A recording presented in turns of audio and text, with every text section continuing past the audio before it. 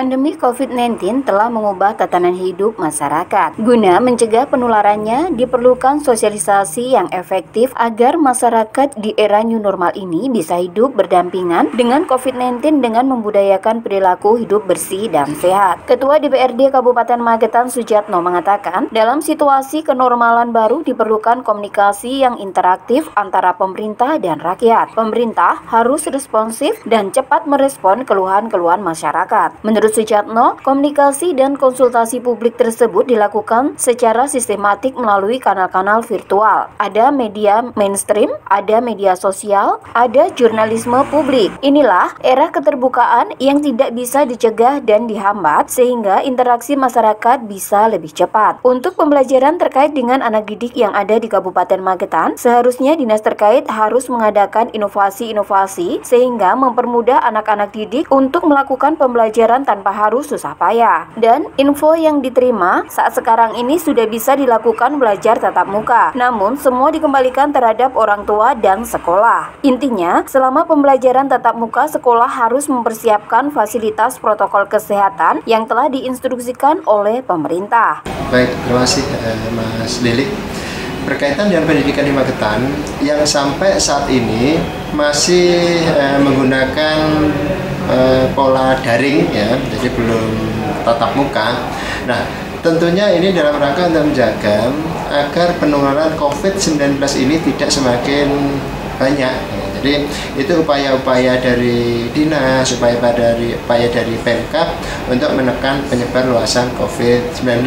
Tapi tentunya saya menghimbau, saya berharap kepada dinas terkait itu membuat pola-pola, membuat sistem yang sistematik di dalam pendidikan sehingga walaupun masih daring, masih menggunakan pola pendidikan jarak jauh, tapi ini tetap bisa diikuti oleh anak-anak ya, secara efektif dan efisien sehingga anak-anak ini tetap merasakan pendidikan yang ada, tidak malah anak-anak ini kayak tidak terpantau, tidak keluyuran.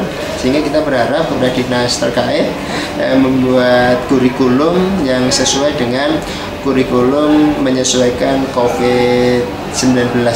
Nah, tentunya kita semuanya berharap COVID-19 ini segera teratasi, khususnya Magetan itu sudah zona hijau, karena bagi daerah yang zona hijau itu sudah diperbolehkan untuk memulai pendidikan tatap muka. Nah, sehingga ini harus benar-benar dipastikan sehingga proses belajar ini bisa berjalan dengan baik dan tidak terjadi penyebar luasan virus corona. Tentunya kalau tatap muka itu yang pertama ya, harus dipastikan dulu protokol kesehatan ini dilaksanakan dengan baik. Bisa dimulai dari tingkat SMA, SMK, sehingga anak-anak yang tingkat SMA, SMK ini diminta untuk protokol kesehatan, dia benar-benar bisa menjaga. Dan ini harus disiplin. Kalau memang nanti dimulai ya, tingkat SMA, SMK dan yang sederajat, protokol kesehatan ini nanti harus disiplin diterapkan. Semisal ya, anak didik masuk ke sekolah tidak pakai masker, nah ini dipanggil diingatkan ini harus selalu dipakai, karena salah satu cara yang efektif itu memang harus selalu pakai masker.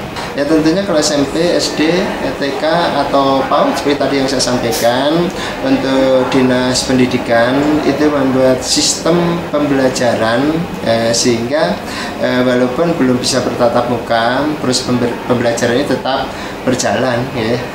Kita berharap seperti tadi membuat kurikulum lah, walaupun kurikulum secara umum sudah ada khusus dalam rangka pendidikan di masa-masa COVID-19 ini.